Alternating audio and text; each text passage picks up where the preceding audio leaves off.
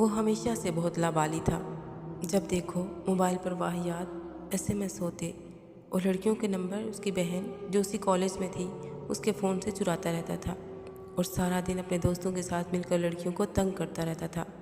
کبھی یہ خیال نہیں آیا کہ وہ بھی تو کسی کی بہنیں ہیں۔ دوستوں کے ساتھ شرطیں لگا لگا کر لڑکیوں کا جینا حرام کر دیتا کہ وہ کئی دن گھر سے نکلنا ہی بند کر دیتی۔ جب بھی کسی نے سمجھانے کی کوشش کی تو بس ایک ہی جواب، 2-4 دن کی زندگی ہے، ذرا سا انجوائے کرنے میں کیا جاتا ہے۔ ایک دن اچانک بہن بیمار ہو گئی۔ اچانک ہی جانے کیا ہوا کہ بستر ہی پکڑ لیا، ایک ڈاکٹر سے دوسرا، مگر کسی کو مرض سمجھ ہی نہ آیا۔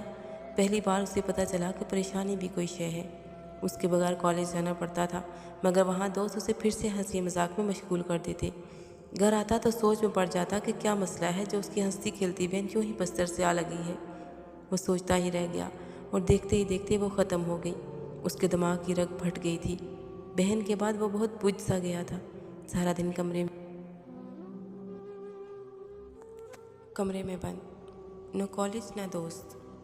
بہن کے کمرے میں جا کر اسے یاد کرتا رہتا۔ ایک دن اس کا موبائل دیکھا تو یوں ہی میسیج باکس دیکھنے لگا۔ ایک پیغام پر نظر رک گئی۔ ایک اجنبی نمبر سے کوئی واہیات عشقیہ پیغام بھیج رہا تھا۔ تجسس میں اس نمبر سے آئے تمام پیغام پڑھتا گیا، جو سب ایک سے بڑھ کر ایک بیہودہ تھے، اور ہر ایک میں یہ گلا کہ جواب کیوں نہیں دیتی، اور جگہ بتاؤں گا، آ کر ملو ورنہ تمہارے گھر آ جاؤں گا۔ بہن کے نام آنے والی دھمکیاں پڑھ کر اس کی رگیں پھٹنے والی تھی۔ اب وہ سمجھا کہ اس ذہنی اذیت نے اسے بستر پر لا پھینکا تھا۔ اور پھر وہ آخری پیغام جو اس کی موت کے دن موصول ہوا تھا، میں تمہارے بھائی کا دوست تھا، اس کے فون سے تمہارا نمبر لیا تھا۔ وہ دوسروں کی بہنوں پر شرطیں لگاتا رہا ہے تو اس کی بہن پر بھی تو کسی کا حق ہونا چاہیے تھا۔ میں نے حساب چکا دیا ہے اس ذہنی اذیت کا جو اس نے میری بہن کو دی۔ کیونکہ تم بیمار ہو اس لیے اب تمہیں آزاد کرتا ہوں۔